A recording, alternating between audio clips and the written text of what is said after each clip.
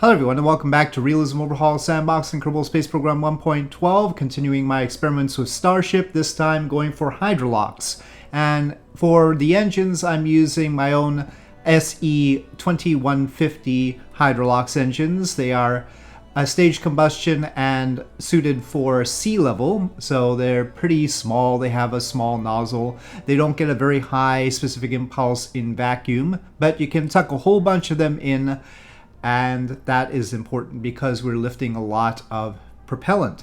And you can see on the side we've got drop tanks that are also 9 meters in diameter, just like Starship. They're basically duplicate Starship tanks, and we are filling that up with the appropriate propellant for these engines. And you can see that amounts to, well, not quite enough, but then we haven't filled up the nose cones yet. And once I get those filled up, 9,267 meters per second sounds about right, and we have enough liftoff thrust, 1.2.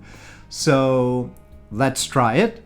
Well, I think you know what's going to happen here right now, as we have drop tanks on one side because I didn't want to put it on the tiled side, and you know the fins are sort of in the way, so we can't put it onto the side directly. Well, this happens. This is to be expected, of course, so we need some way of mitigating that, and there are a few ways of doing that, of course.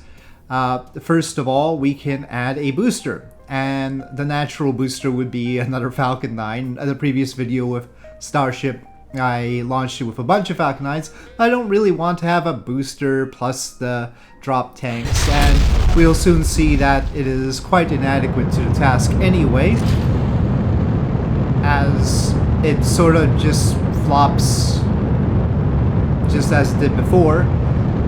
The thrust of the Falcon 9 doesn't really do a whole lot to stop that from happening, considering the mass of the two really large tanks beside it. So, of course, we need to do something else.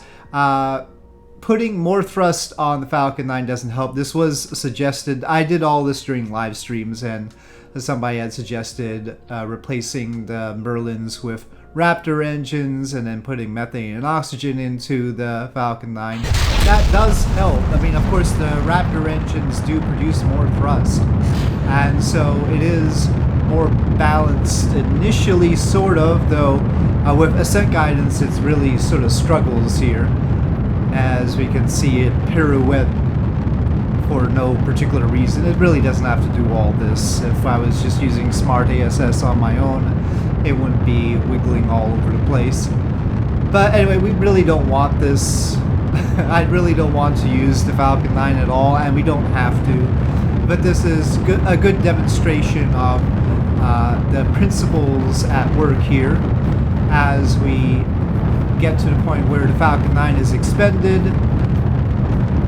Here, one more second, and that's the end of it. It goes off, it explodes because it didn't put Separatrons on, and then we start toppling because we still have plenty of fuel in the drop tanks. We still haven't touched the fuel inside the Starship yet, so that's not going to be good enough.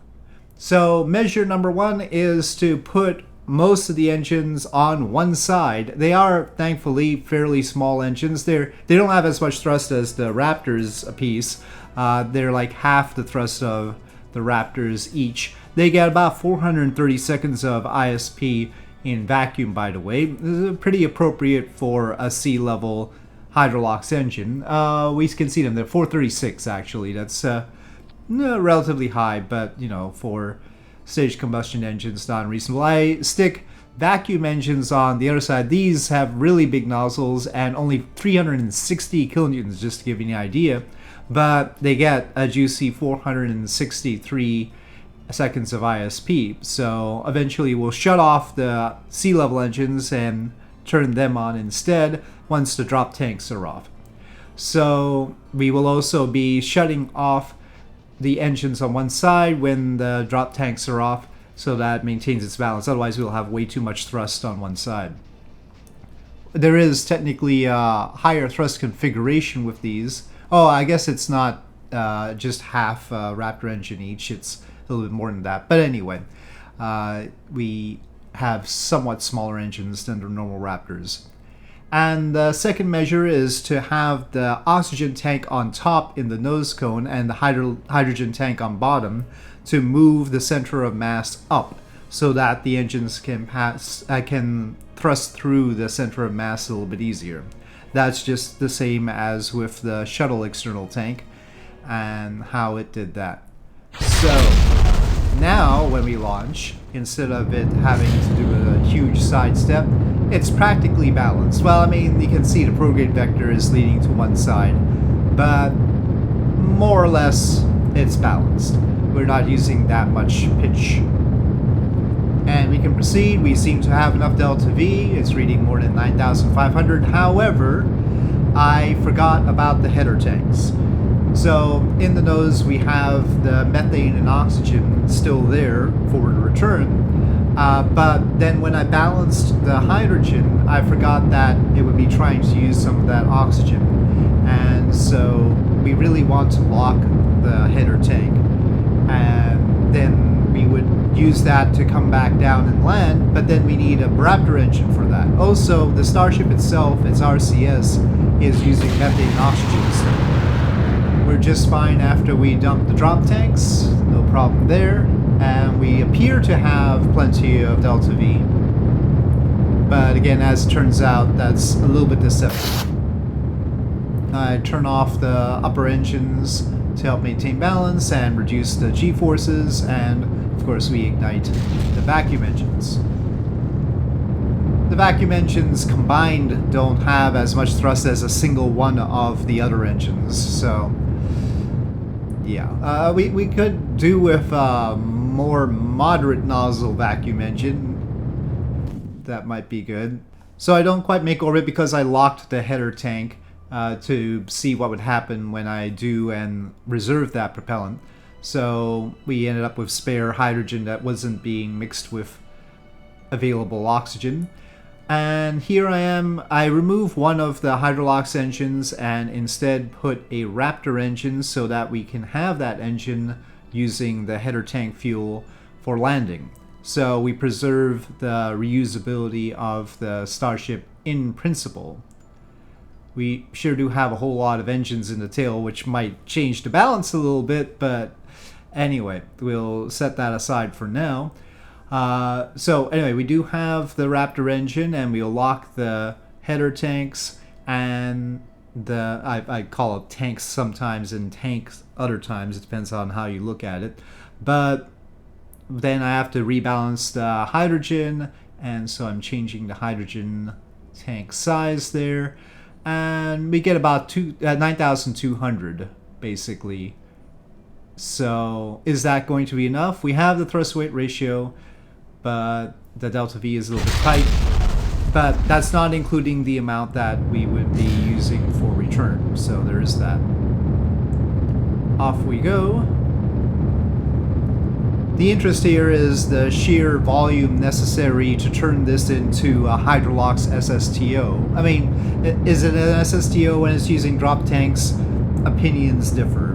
But anyway, we'll say that this is effectively an SSTO or SSTO plus drop tanks, either way. But that's a lot of hydrogen and oxygen tankage, isn't it? So it's worth noting that.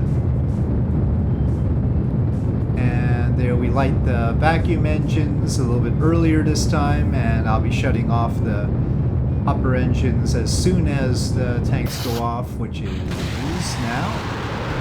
We aren't even carrying very much payload, just a handful of Starlings, which I take a peek at right there. But this does offer some hope for a tripropellant mix, that is a methane, hydrogen, and oxygen combination. And in that case, we would have a denser propellant combination, and it's just a matter of sticking more engines to be able to carry it. Then we'll just replace the vacuum engines with more engines that are sort of sea level tilted and use the tripropellant mix, and maybe you'll get more payload to orbit. So that's the hope there, again retaining the capability of coming back down. And there we go. So we do make a proper orbit this time around. You can see the mass in orbit is 220 tons. I shut off the Hydrolox engines, start the Raptor engine, and also unlock the header tank. And we end up with 537 meters per second to come back down. So with that experiment done, I'll say thank you for watching. I hope you enjoyed this video. If you did, please do press like. If you have any comments or suggestions, please leave them in the comment section below. And I'll see you next time.